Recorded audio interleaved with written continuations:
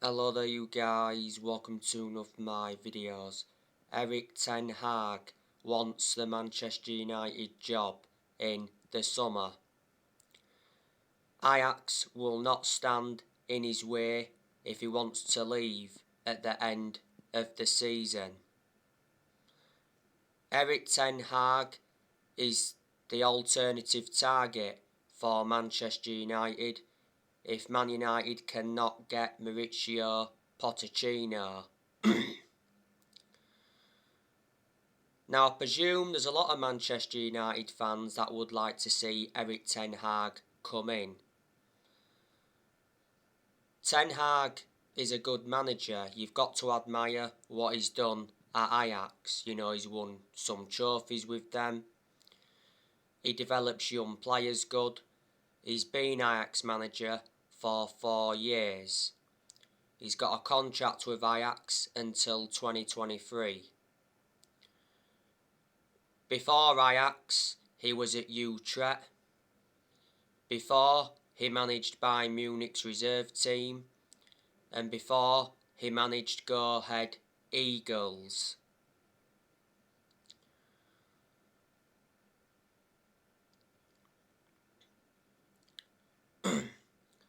Mauricio Pottacino, he said earlier on this week that PSG rejected Manchester United's approach to appoint Mauricio Pottacino. Prior to PSG's game against Man City, Pottacino said he's happy at PSG and won't let Man United rumours distract him. Reports did say earlier on in the week that Pottacino was interested in the Manchester United job. And the Manchester Evening News came out and said that Man United are confident of appointing Mauricio Pottacino as their next permanent manager. And it said that Man United agreed to pay the 10 million compensation fee for Pottacino. Pottacino has a full season left on his PSG contract. He has won a cup with PSG. Manchester United should have got Pottacino after the club sacked Mourinho, but the club decided to go with Solskjaer instead. He is a good manager, Pottacino, even though he's hardly won anything. And he is well proven in the Premier League, which is also beneficial.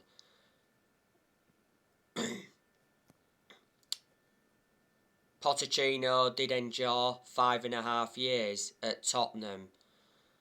He nearly won the Premier League with Tottenham, and he guided Tottenham to their first ever Champions League final back in 2018. But analysing the vast majority of his tenure when he was at Tottenham, Tottenham were competing in and out of the top 4. Before he managed Southampton, he only enjoyed a short tenure at Southampton, but he still managed to guide Southampton to their highest ever finish in the Premier League. So they're the clubs he's managed in the Premier League so far. And before, he managed Espanyol.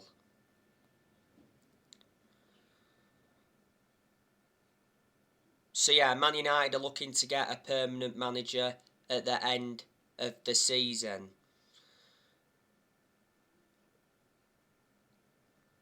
Now, obviously, you know the news on Ralf Rangnick. It said yesterday Manchester United have reached an agreement with Ralf Rangnick to become the interim manager until the end of the season. Then he will take the consultancy role for 2 years.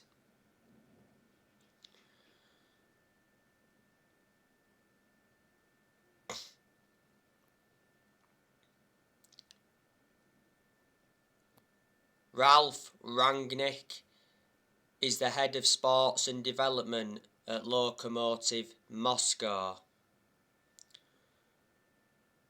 Before, he managed Schalke. He won the German Cup with Schalke back in 2011. He also got Schalke to the Champions League semi-final, and he managed RB Leipzig before, and he got them to the final back in 2019.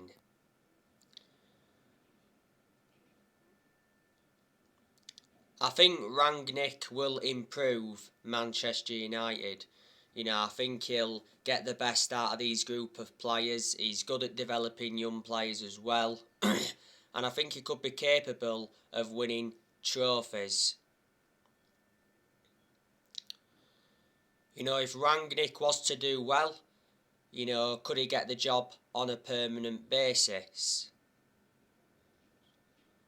Well, it did say yesterday that Ralph Rangnick could be Man United's permanent boss in the summer. At the moment, Michael Carrick is the interim manager. Carrick will be in charge for the game against Chelsea tomorrow. Obviously, that's his first Premier League game in charge as manager. Michael Carrick, of course, won his first game as the interim manager because Manchester United beat Villarreal 2-0. Reflecting on the win against Villarreal, Manchester United qualified for the knockout stages of the Champions League, with still one game to spare in the group stage. I give Michael Carrick a lot of credit in that game against Villarreal because I thought his game plan was correct and his substitutions were correct.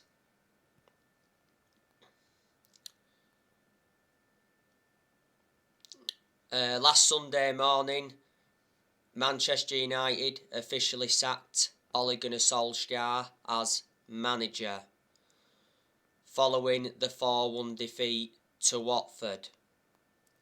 As you all know, Solskjaer did a farewell interview, and obviously he got emotional in the farewell interview, which obviously is understandable because Ole, has been part of the club for a long time. Obviously, he was Manchester United manager for almost 3 years, and of course Solskjaer endured 11 years as a player for United, so that's nearly 14 years in total. And despite Solskjaer getting sacked last Sunday morning, Manchester United fans still all adore Solskjaer, reflecting on what he's done for the club. Solskjaer is a club legend. He always will be a club legend. But Manchester United made the right decision sacking him. I don't think Man United really wanted to sack him, but in the end, they had no choice but to sack him. Because reflecting on that defeat to Watford, Man United have lost 5 of their last 7 in the Premier League. Manchester United paid Solskjaer $7.5 million, because revert back to last summer, Solskjaer signed a new 3-year contract with an option of a further year. Manchester United should never give Solskjaer that contract, because I knew for a long time that he wasn't the long-term manager for Man United.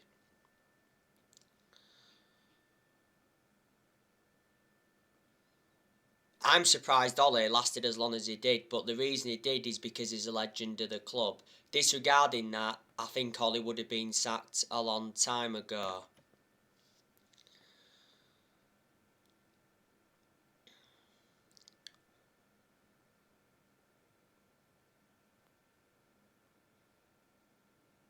But reflecting on the poor performances under Solskjaer, not all of the blame stemmed from Solskjaer. Yes, he was accountable for some things. Obviously, his tactics and his team selections were questioned a lot, but there was also players that had to take responsibility for those poor performances. The club Solskjaer has managed in his managerial career, obviously managed Man United's reserve team for a couple of years. He managed Cardiff. His record at Cardiff was terrible. He only enjoyed a short tenure at Cardiff. He got sacked by Cardiff because he got them relegated. Solskjaer endured 2 spells at Molde. He won a few Norwegian titles at Molde, but they're not a big club.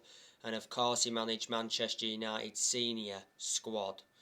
So reflecting on that, he has no proven pedigree as a manager. Solskjaer did not win a trophy when he was United manager. And I said Solskjaer was not capable of winning trophies as United manager. Man United have not won a trophy since 2017. But the expectations were far too high for him to exceed as United manager, and I just think he was in a position that he should have never really been in. And I did say at the start of this season that this season was always going to be massive for him, and obviously the pressure was on Ollie at the start of this season.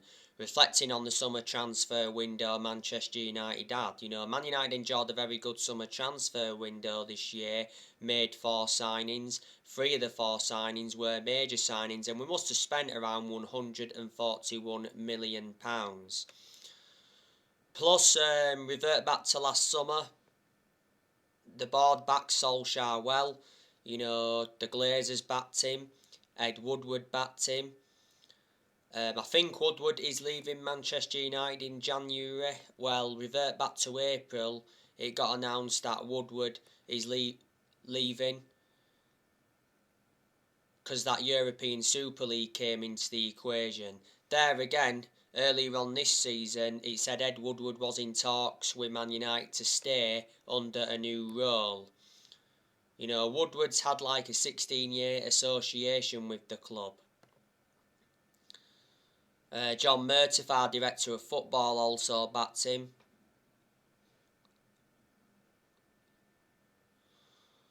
And Darren Fletcher backed him. So reflecting on that, Solskjaer ran out of excuses.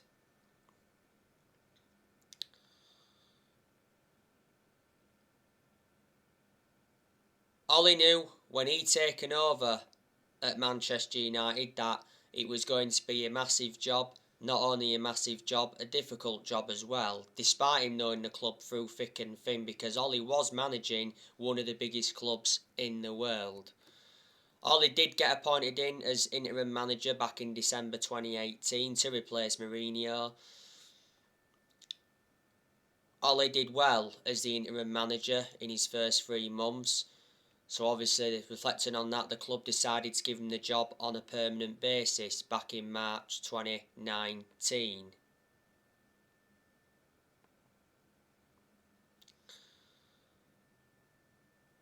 And then, when he got the job permanently, all seemed to go wrong. When Solskjaer was United manager, he signed 14 players.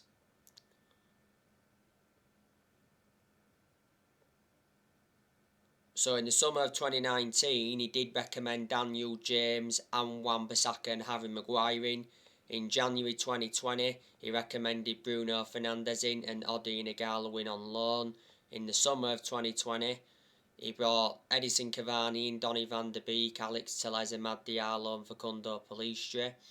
And of course, in this year's summer transfer window, when he was United manager, he brought Heaton in, Sancho, Varane and re-signed Ronaldo after 12 years.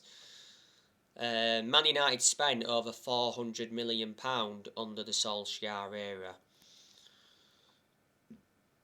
Solskjaer, when he was United manager, he also got rid of a lot of players as well. He got rid of players permanently, he loaned players out. So the players he got rid of permanently when he was United manager, of course, he offloaded Daniel James. Last summer, he went to Leeds from Man United.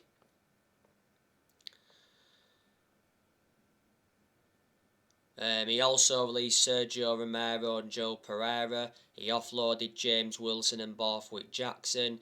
He also offloaded Ighalo, Fosu-Mensah and Rojo.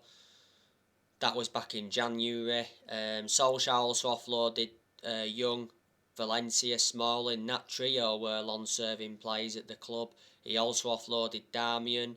He offloaded Fellaini. He left back in January 2019. He also offloaded Herrera, Angel Gomez, Lukaku and Sanchez. So they're a lot of the players he got rid of permanently. The players he did loan out last summer, obviously loan Williams out, Andres Pereira, Axel Tuanzebe, Ethan Laird, Tahith Chon and Facundo Pellistri. In his first full season, Ole, when he was United manager, he got us to 3 semi-finals and he got us a 3rd place finish. In his second full season, which was last season, he got us to the semi-finals of the EFL Cup, he got us to the FA Cup quarter-finals, he got us to the Europa League final. That was his first major final as United manager, but unfortunately he didn't win it. And of course, last season, Man United finished 2nd. And don't forget as well, when we had Ole, Man United went 29 games unbeaten away from home in the Premier League. So yeah, there was some positives to take from Solskjaer's managerial tenure at Man United. Solskjaer, obviously, was the 4th permanent manager to be sacked since Ferguson. Because since Ferguson, Man United sacked Moyes, Van Gaal, Mourinho, and of course, we sacked Solskjaer. So now, Man United are looking for their 5th permanent manager.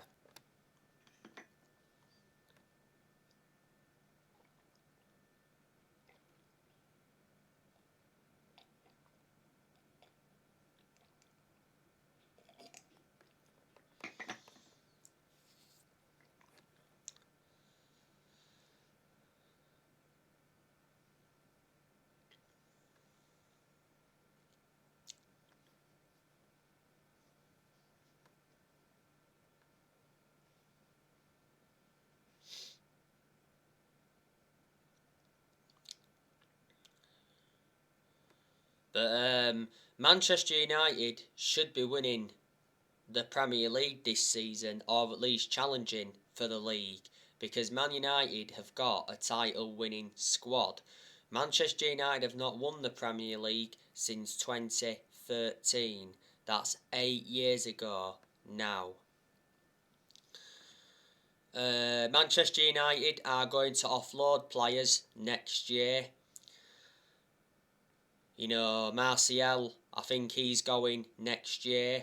Martial doesn't really get in the team, does he? But surprisingly enough, he started on the left-hand side against Villarreal recently. Martial come back from injury not so long ago. He's no longer good enough to represent the club anyway. He's only enjoyed one good season, I think, at Man United, and that was his debut season under the Louis van Gaal era. Martial's been at Manchester United for 6.5 years. Martial has got 3 years left on his contract. Man United got Martial for around 58 million from Monaco back in 2015. Cavani, I think he's also leaving the club next year. Cavani initially lost his place in the team with the club re-signing Ronaldo last summer. But I can't say I want Cavani to leave with the impact he's made since he's come in. I'm hearing Barcelona want Cavani next year. Cavani's out with injury until December. Earlier on this season, he had an injury. Cavani's got under a year left on his Man United contract.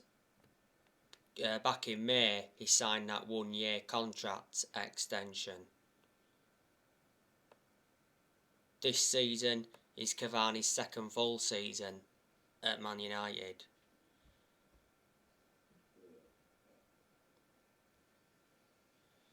Man United got Cavani on a free transfer from PSG.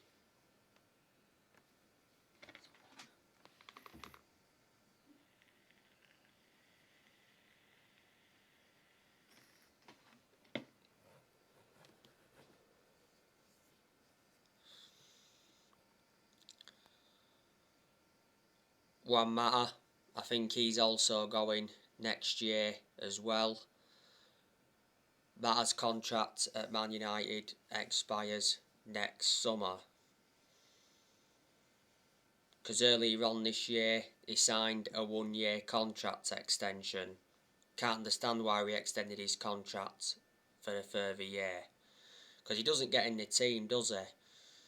And plus he's ageing up and he's lost that yard of pace, but despite that he's had a good career at Man United. He's been at Manchester United for 7.5 years. He's made over 200 appearances in all competitions and he's scored over 50 goals. Got him out from Chelsea back in 2014 for 40 million, so brought him in under the David Moyes era. Next year, I think Lingard's leaving the club as well. Revert back to the other week, it said Jesse Lingard's future at Man United is in doubt after talks over a new contract collapsed. His current contract at Man United expires next summer. Not so long ago it said Lingard could leave Man United for just £10 million. Lingard doesn't really get in the team, does he? He's only made one start this season, that was West Ham in the Cup. He has been part of Manchester United though for a long time, came up our academy and that, he's had his good periods at Man United, he's also had his bad periods as well. I'm hearing that West Ham want to re-sign him. Well, at the second half of last season, Lingard endured a 4-month loan spell with West Ham. And I heard as well that he wants to go abroad. Van der Beek, he could be leaving in January. Well, if he was to get his opportunities from now on, then I think that would persuade him to stay. But towards the end of Ole's managerial tenure, Van der Beek actually confirmed that he wants to leave Man United in January. Van der Beek wasn't getting enough opportunities when we had Ole. And reflecting on that, he was frustrated. Van der Beek did start ahead of Fernandes in that number 10 against Villarreal, put a good performance out. Van der Beek came on in the 4-1 defeat to Watford and made an instant impact because obviously he scored. That was only his second goal for the club. So that just proves how good Van der Beek is. So we need to use him more often. Manchester United got Van der Beek for 40 million with add-ons included. He's got a contract with the club till 2025. There's an option of a further year and he's versatile. He can play in 3 different roles. He's been at Man United now for like 19 months, is it? So that's over a year and a half. This season is his second full season at Man United. I think there's a good chance that Matic is leaving the club next year. Matic isn't one of our first choice midfielders, but despite that, he still seems to get his opportunities. Surprisingly enough, Matic has been ahead of Van der Beek in that midfield. He's the only predominant centre defensive midfielder we've got, and I've always had my reservations about Matic because he's always been a static midfielder and he's ageing up and that. But he has had his good games at United. He's been at Manchester United for 4.5 years. Got him from Chelsea back in 2017 for £40 million.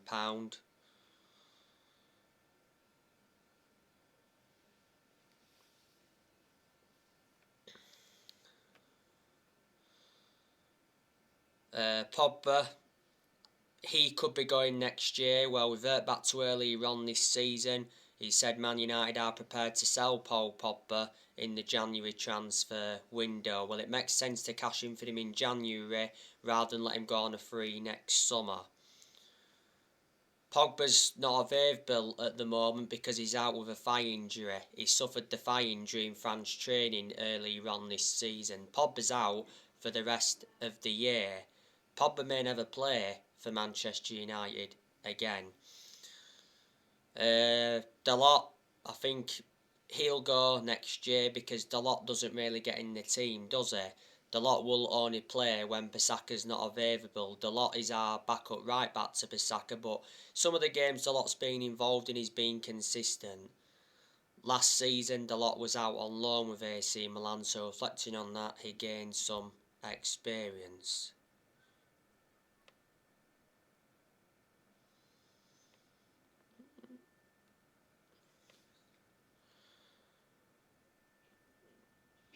Man United got Dalot around 3 years ago from Porto, paid around £19 million for him.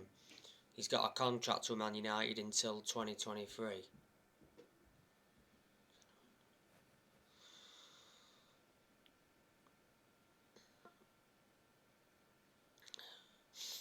Jones and Bailly, I think they're leaving as well next year. Tellez, I think he could be leaving next year because he's another one that doesn't really get in the team. You know, Tellez will only play when Luke Shaw's not available. Tellez obviously started ahead of Luke Shaw against Villarreal because obviously Luke Shaw's got a head injury, sustained the head injury in the 4-1 defeat to Watford. And Tellez could be in contention to play against Chelsea tomorrow. It depends if Luke Shaw is available or not. And Dean Henderson, I think he's going out on loan next year because Henderson's already said he wants to go out on loan.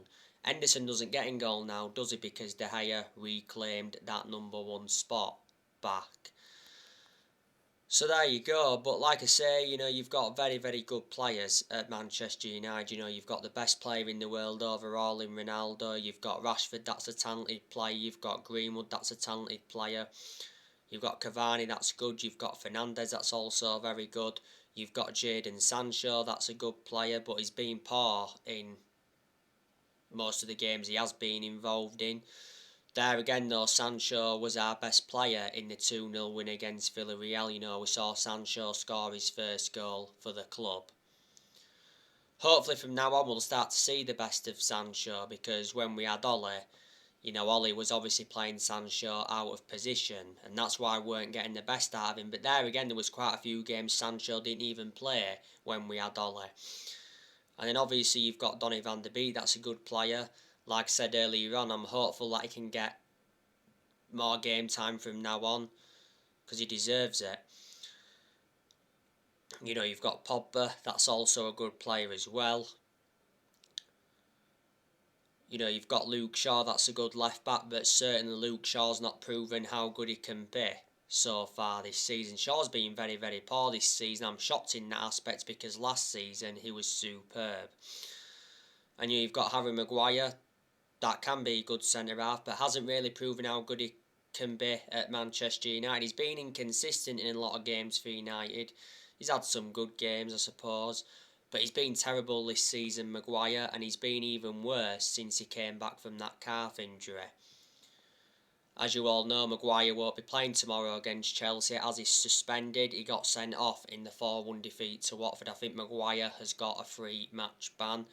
You know, you've got Raphael Varane, that's also a good centre-half as well, but he's not available at the moment. Varane is out with a hamstring injury. I think he's out for another 2 to 3 weeks. It's the second injury he's endured as a United player, because earlier on this season, Varane was out with a groin injury for a few weeks. And then you've got Erik Bailly, you know, that's also a very, very good centre-half as well, but he doesn't get regular game time, does he? You know, he's only made, 3 appearances so far this season. He lost his place in the team a while ago with the signing of Varane in the summer transfer window, and Lindelof obviously has been preferred to Bailly. Don't ask me why, because Bailly is a far superior centre-half to Lindelof. Bailly will be playing tomorrow against Chelsea because obviously Maguire's suspended and Varane's injured, so it will be Bailly alongside Lindelof. My element of concern about Bailly is injury prone. And Wan-Bissaka, very good right back defensively, but the attacking side of his game is not so good. There's certainly aspects of Wan-Bissaka's game that needs to improve. And you know, you've got David De Gea, that's also a very, very good goalkeeper. He deserves a lot of credit. He's done really, really well so far this season. De Gea did well in the last game against Villarreal. He made some world-class saves. He also did well in our last league game against Watford, even though we lost 4-1. De Gea saved 2 penalties in that game, and he also made some other good saves in the game as well. So there you go. So anyway guys, that's everything to update you with. Drop your comments, likes below on the channel. If you do, consider subscribe as always, and take care. God bless, and I'll see you all again very, very soon.